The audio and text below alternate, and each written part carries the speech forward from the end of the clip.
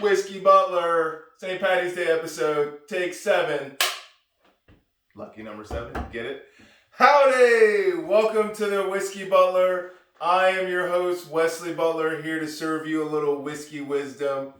In honor of St. Patrick's Day, I got my green on, got my 4-leaf clover cookies here.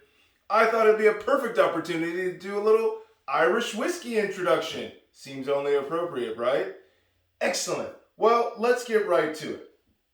So, Irish whiskey, spelled with an E, just like American whiskey, comes from the Gaelic term Uise Betha, or Wise Betha. I am sure I mispronounced that, but Wise Betha is a Gaelic term meaning water for life. So, there you go, water for life. That's where the Irish term, Irish whiskey, that's where the term comes from. So, Irish whiskey certainly has a rich history. It has distinctive characteristics, and it actually has a fairly large place in the worldwide whiskey market. So, talked a lot about American whiskey. Now we're going to talk a little bit about Irish whiskey. So, what's the first thing we know about American whiskey? Well, American whiskey didn't come around until there wasn't America. I mean, there was American whiskey before we were actually America. We were the New World. But Irish whiskey has clearly been around longer than American whiskey. Longer than Scotch whiskey? That's debatable. But the earliest written reports of Irish whiskey distilling date all the way back to the 1400s. So, goes back a long way, right? We're not going to get into the history of Irish distillers and all that other stuff. We will actually save that for a different episode.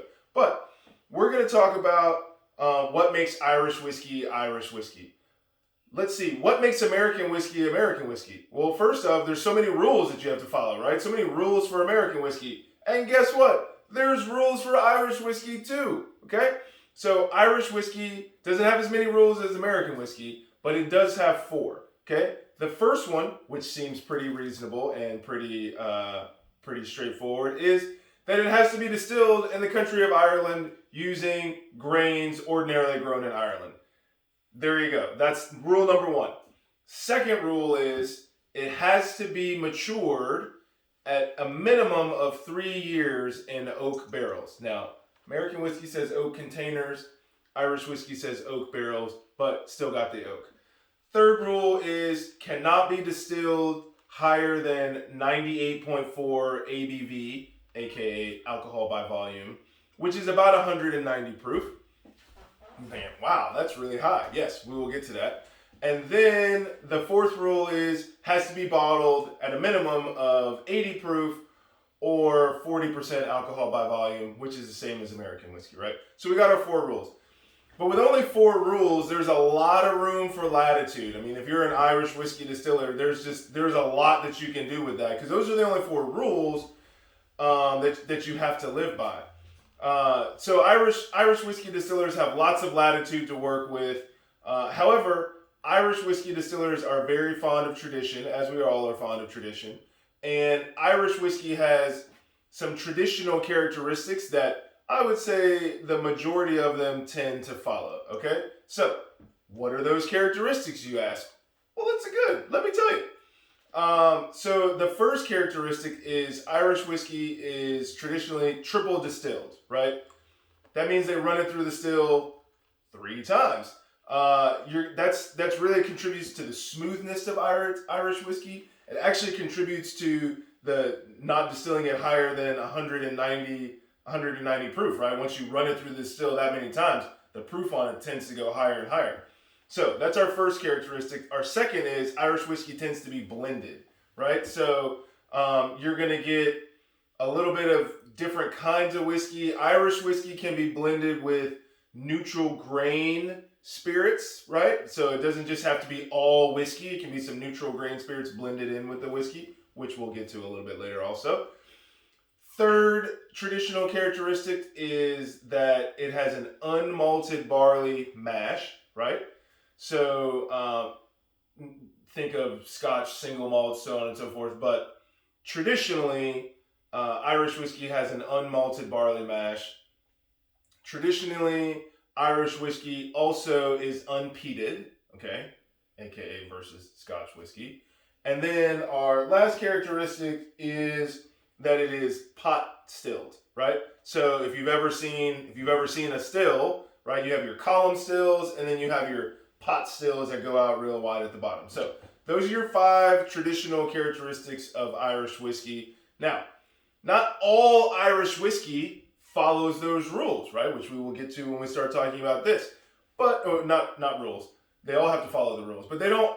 Not all Irish whiskeys follow those specific characteristics. But those are traditionally what you're going to see when you get an Irish whiskey. So we've talked about rules. We've talked about characteristics. Now let's talk about drinking some Irish whiskey. Okay, so as you can see here in front of me, I have Proper 12. This is an Irish whiskey that was founded by UFC fighter Conor McGregor, who, and a side note, recently, Proper 12 was actually recently acquired, or sold, whichever one you want to say, by the parent company of Jose Cuervo. So Conor McGregor no longer owns Proper 12, but I'm sure he got paid. He may still be the face of it. But anyway, I digress, right? Proper 12 is an Irish whiskey. Probably wouldn't be the first Irish whiskey that you would think of when you think, oh, he's going to do an introduction to Irish whiskey. He's going to use something else. But you know what? I'm trying to expand the palate, right? And I saw this at the liquor store. I saw a commercial, and I thought, and the price was right. Okay, so I said, you know what? Let's give it a try. So when I'm looking at this actually meets a lot of those traditional characteristics of Irish whiskey. So the first traditional characteristics that it meets is it's triple distilled. It says it right on the bottle, triple distilled. Okay. It's also a blend.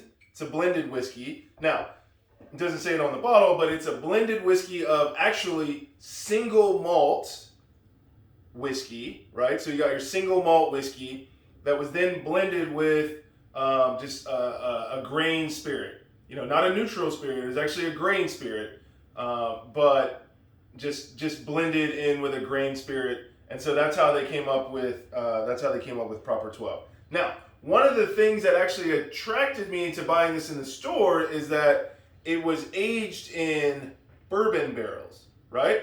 Remember I said it had to be aged in oak barrels for a minimum of 3 years, but it doesn't say what kind of oak barrels, right? They could be bourbon, they could be port, they could be Madeira, they could be sherry, they could be anything, right? And clearly, whatever was in the barrel before is going to contribute to the taste of this Irish whiskey.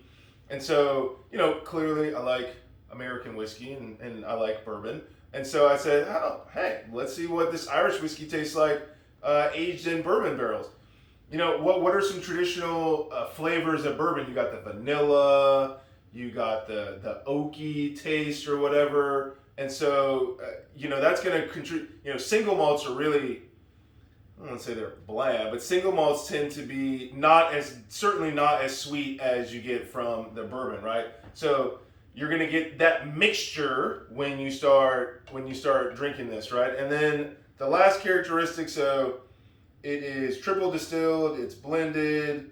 Gosh, I can't remember. It's only 80 proof, which is generally for me is fairly low. I like my whiskeys a little higher proof, but this is certainly an entry level Irish whiskey. So if you're not used to drinking Irish whiskey, or if you're not used to drinking whiskey at all, 80 proof is definitely the way to go.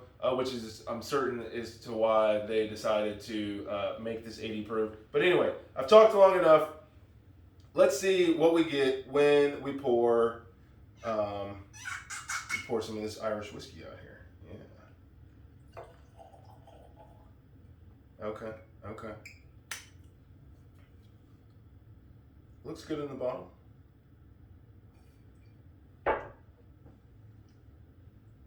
Okay, so the nose on this is very mild nose, which you would expect at an 80 proof whiskey.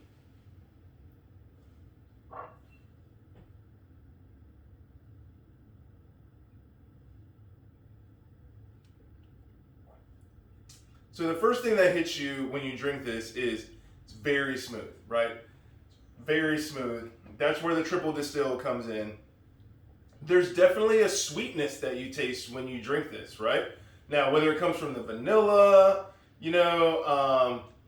I don't know how many of you out there make hot toddies, right? But occasionally when I'm sick or just when I feel like it, I make a little hot toddy. Put some honey in my hot toddy, right? This would probably be a good one to mix with a hot toddy because I can actually taste some hints of honey in it. Certainly get the taste of oak.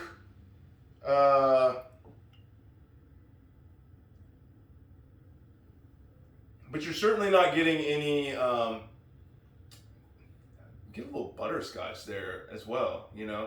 Butterscotch isn't one of my favorite candies, but this overall, this is a pretty good whiskey, and I don't say pretty good as to try and demean it or anything.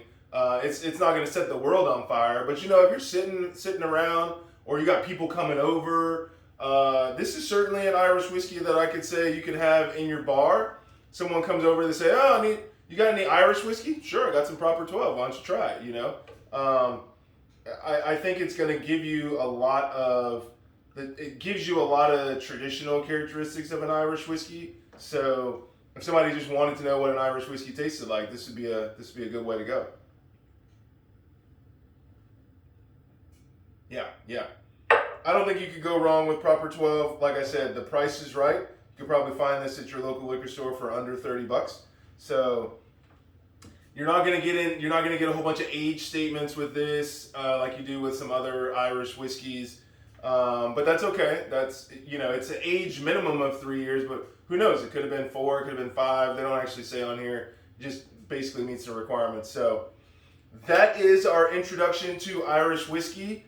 I am sure I'll be doing more episodes on Irish whiskey in the future. We'll talk about the history of the distillers in Ireland and how Irish whiskey almost fell off the face of the planet, but then it made its big comeback, and now it's like it's booming, right? You see all kinds of Irish whiskeys popping up, whatever. But today we talked about Proper 12. I say you should go out and buy it, something you can have in your bar. I appreciate you joining. Please like, share, and subscribe to the Whiskey Butler on YouTube. And that's all for today. Take care.